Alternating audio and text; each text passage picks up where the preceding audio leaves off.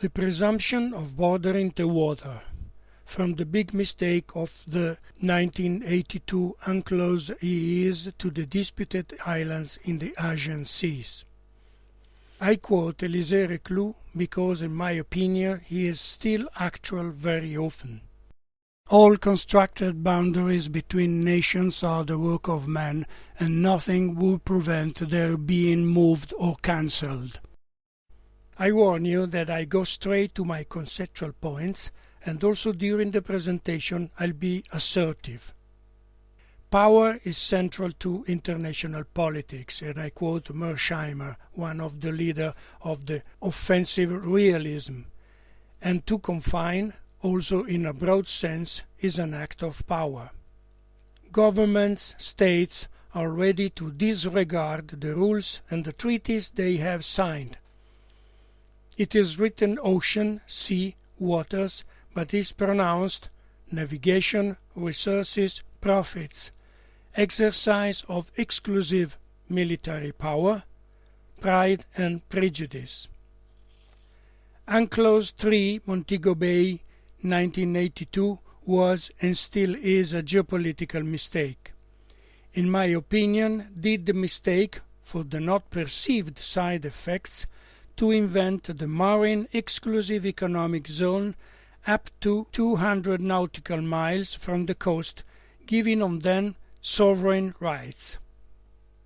The terms exclusive and sovereign rights arouse the hubris of some leader and are strictly connected to the concept of power.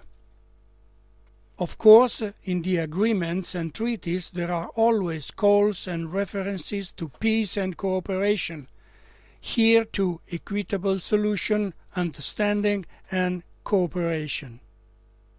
And referring to the area, i.e. the so-called international waters, there are references not to use the force and to use peaceful means if there are disputes. Problems can come because of the imbalance of power of the states and or from the geopolitical self-esteem and attitude by people, managers and leaders, mainly in the closed seas, especially if those zones are close to geopolitical powers, their proxies or local leaders who want to have a role. At the level of international relation, everywhere, the mental and conceptual idea of sovereignty of the territorial integrity is strictly related to the concept of land. This attitude cages the minds and the policies of the decision-makers, orienting, sometimes pushing them towards dynamics of conflict and of demonstration of force, instead of seeking concrete and peaceful practical solutions, despite these are stressed in the UN Charter accepted by all the members. Negotiated solutions are always possible, as long as you know how to distinguish between form and substance, hubris and benefits. It is possible to notice that, unfortunately, in the majority of the cases, the availability to negotiations come after years or decades of war and violence. A sharing exploitation already done, but where there isn't a physical territorial transferred idea for the nationalist symbolic represented iconography. The blue areas indicate where there is an agreement for exploiting the seabed commonly or in a negotiated way between China and South Korea, China and Japan, China and Vietnam, because there are no islands, while in the yellow areas there is a dispute because the presence of islands. Water is not land, even less the air. Within the seas and oceans it is not possible to build stable walls, fences, barbed wires or any kind of other physical separation. Nevertheless, we see at the global level governments and political leaders speak about the maritime waters along the coastal lines as land, also because influenced by the used terminology like territorial sea for the ones within 12 miles from the coast. The concept is very simple. What is ours? Or let's take back what's ours.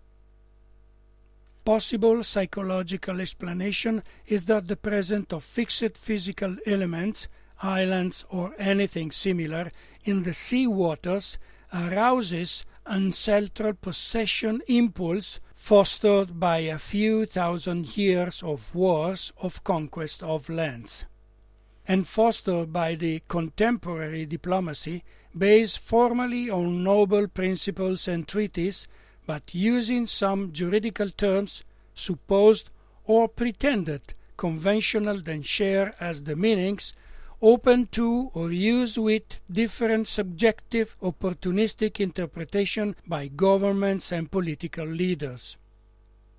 As an example, in the Eastern Mediterranean, you can see the existing international recognized exclusive economic zones and the Libya-Turkey agreement on 2019. With this conceptual frame, islands, banks, reefs, emerging rocks, shoals, etc. become geopolitical sources of conflict. Dokdo Takeshima are inhabited by only one person, a South Korean one, for stressing physically that Dokdo are Korean and not Japanese. Sometimes using Takeshima or Dokdo for naming it's a geopolitical choice. The Italian newspapers usually use the Japanese names. While the Senkaku Diaoyu are now deserted, but they are in a geopolitically sensitive area. Not by chance, there are recurrent ways to fight for borders between the Chinese pretended fishing boats and the Japanese coastal guard. In the South China Sea, the colored lines are the ones of the EEs of the coastal country, and the Spratly are the main, but not the only, disputed issue. Italian newspaper speaks about the Chinese expansionism, but Vietnam has the main presence in the Spratly. But the Chinese government is the most systematic and physically assertive in claiming the whole South China Sea within the so-called Nine-Dash Line. Between 2012 and 2016, the Chinese Navy changed the nature of the mischief island with concrete. Having more than 2 meters above the high tide level is considered a stable, recognizable island. That's why some islands are built. The Taiwan issue is the most geopolitical sensitive, but I have no time here to delve into the subject.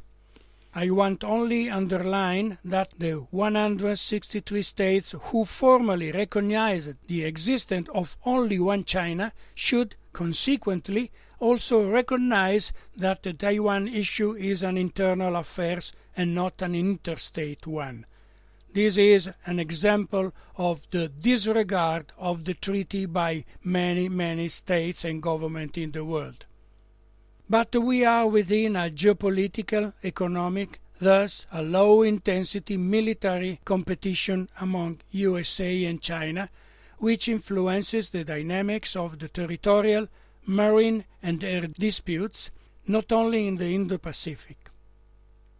Unfortunately, the global navigation satellite system technology, with its locating precision, supports the destructive attitude of thinking that marine boundaries can be fixed as the terrestrial ones with barbed wires and walls. Every ship is monitored. Unfortunately, like in the case of waters, because of the presence of islands, also the air defense identification zone is pretended to be like a physical sovereign border. Are these island disputes or a certain power interpreting the law testing the counterpart? A reversal of this conceptual approach is required. Only the transfer of the geographical flexibility of the oceans to the land can support, as iconographical frame, sharing policies and cooperation in the ecological precautionary exploitation of marine and also terrestrial resources. Waters, air and land need a flexible conception of sovereignty according to respected ecological principles and not according to the hubris of the governments and the money of the top of the global socio-economic pyramid. Borderlands as functional, porous, breathing, liquid borders. I quote here this tweet by Gerard Toll. Great power competition is a luxury we can't afford. Its stakes are trivial next to those of life on the planet. Those invested in great power competition in U.S. leadership are operating within categories that are divorced from the material condition of threat. As a final statement, I quote, "The physical construction of the ocean is an abstraction," and also the keynote Roberto Casate's reply to a question, "The idea is the deterritorialization of the sea. Thus, if we accept the consequences of these sentences, the UN General Assembly must cancel the exclusive economic zone, leaving to the coastal states only the 24 nautical miles of the contiguous zone. The UN General Assembly must declare that the rest of the waters is a mankind asset, and finally, this asset must be used, not exploited, only in a cooperative way under the UN supervision, by an institution controlled by the General Assembly and not by the Security Council, because of the veto power of the 5 permanent members of it."